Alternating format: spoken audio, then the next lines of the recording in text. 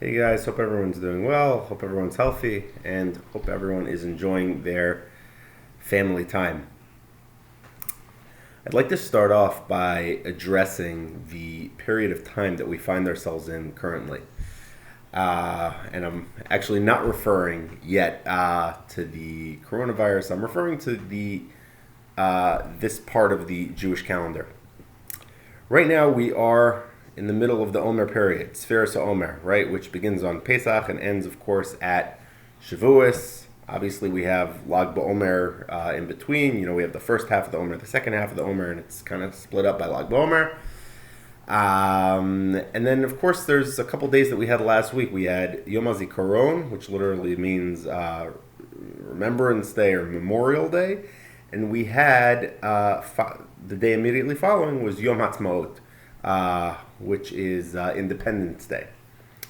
So, for starters, let's talk about Shmiras HaOmer, right? And then we'll get into those 2 days that we had last week.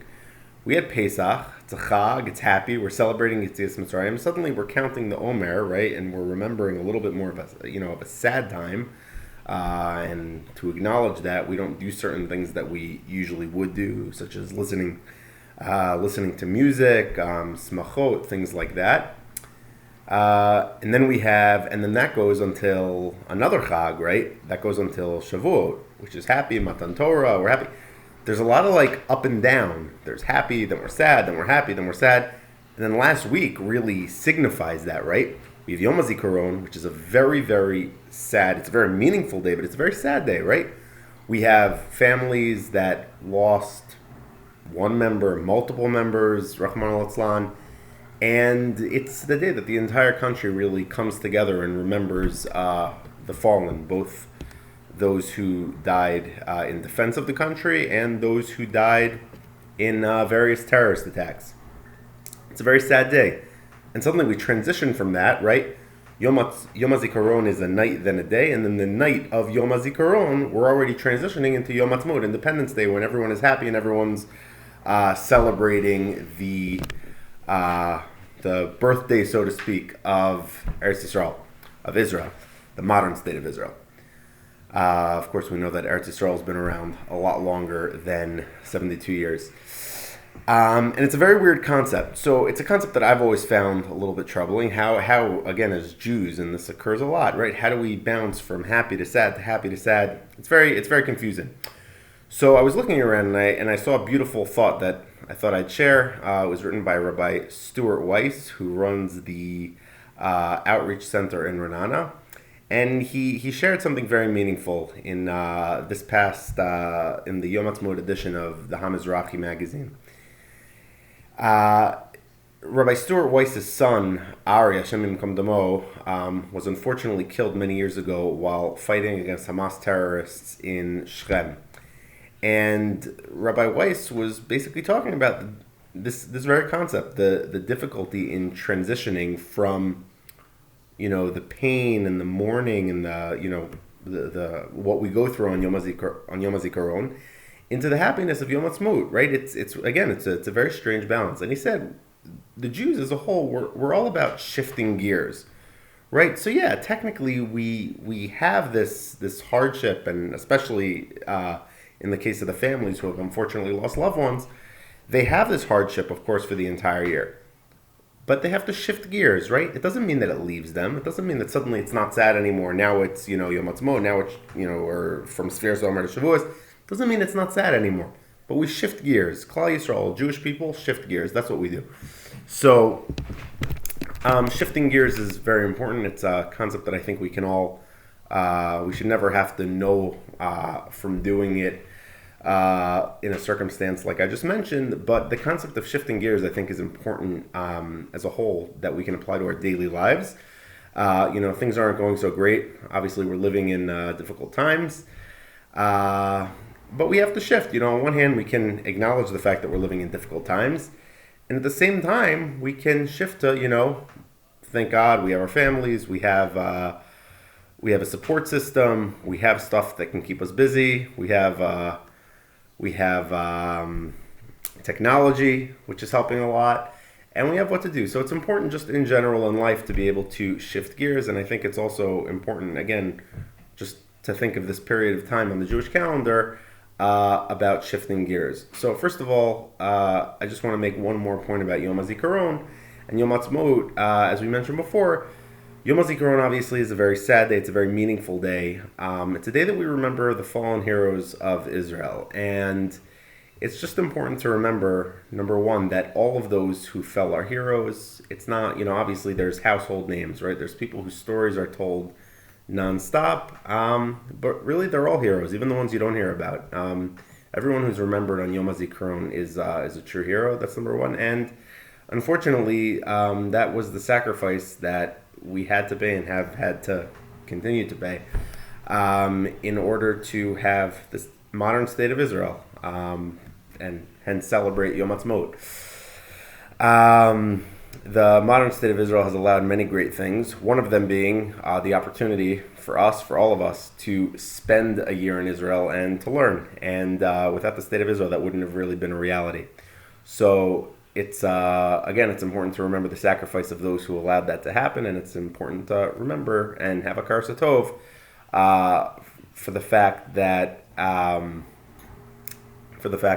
we had the opportunity. Again, whether you celebrate Yom HaTzmaut, whether you don't celebrate Yom HaTzmaut, it's important to have a Kar Satov for the fact that we are able to have spent or continue to spend years in Israel, learning and gaining and seeing Hashem's land. Transitioning back to what we originally spoke about, Shmiras HaLashon. What's the story with Shmiras HaLashon, right? Why is it such a sad period? Because of the students of Rabbi Akiva. What happened? They were fighting, they weren't getting along, they weren't respectful to one another, and they started dying. There was a plague, there was an epidemic, they started dying. And the period when that stopped is Lag BaOmer. We continue, of course, to count Shmiras HaLashon, to count the Omer every night, but that was when they stopped perishing. That was when they stopped dying. And it's crazy when you think about it, because okay, so they were a little disrespectful to each other. What's the big deal here? These people weren't just, students, kids who sat in the classroom. These people in their own rights, they were the students of Rabbi Akiva, but they in their own rights were great scholars. They were Gedolim. And Hashem held them on a higher level, right? So unfortunately, that is what happened. So again, we have to think to ourselves, but again, is it such a big deal disrespecting someone? Okay, it's not nice, but why is it such a big deal? So let's transition over now to the Chafetz Chaim, who talks about this very concept, sinas chinam, baseless hatred, not treating your fellow with respect. Again, translate it however you want. Sinas chinam literally means baseless hatred. Lashon hara falls under the category of sinas chinam, right? Says the Chafetz Chaim, the Beis HaMikdash was destroyed because of sinas chinam, right? And again, this is going to help us understand how strong of a concept sinas chinam is. So,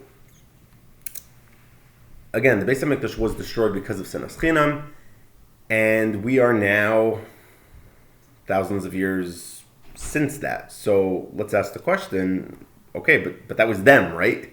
The Beis HaMikdash was destroyed because of the people who were alive then. We're alive now. It's not our fault, right? So why don't we have a Beis HaMikdash? Says the Chafetz Chaim, HaKadosh Baruch Hu wants to rebuild the Beis HaMikdash. He's ready to rebuild the Beis HaMikdash. But he can't. You know why? Because from when the Beis HaMikdash was destroyed, from when we lost the second Beis HaMikdash, up until now, there has been too much sinas chinam in the world for him to allow that to happen. He's ready to rebuild it. It's on us. We have to show him that we're ready for it. We have to treat each other with respect. We have to stop having sinas chinam in the world.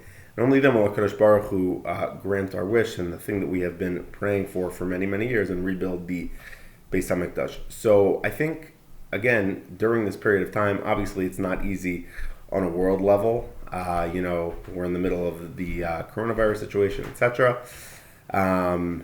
People aren't at work, people aren't at school. Obviously, our year in Israel was cut short a little bit.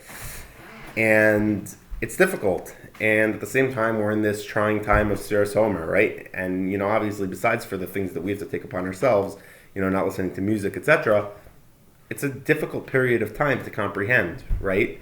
From Chag to this again sad period of Shmiras HaLashon, and then transitioning into Shavuos and Matan Torah, and it's very confusing. And ultimately, we have to use this as an opportunity, A, to grow. We should use everything as an opportunity to grow. And B, to learn and to gain and to realize that we as a nation, again, it's not about individual people. Obviously, it starts individually, but as a nation, we have to stop Senas Chinam. We have to work on being more caring to one another. Again, Chafetz Chaim says it. Kadosh Baruch Hu is ready.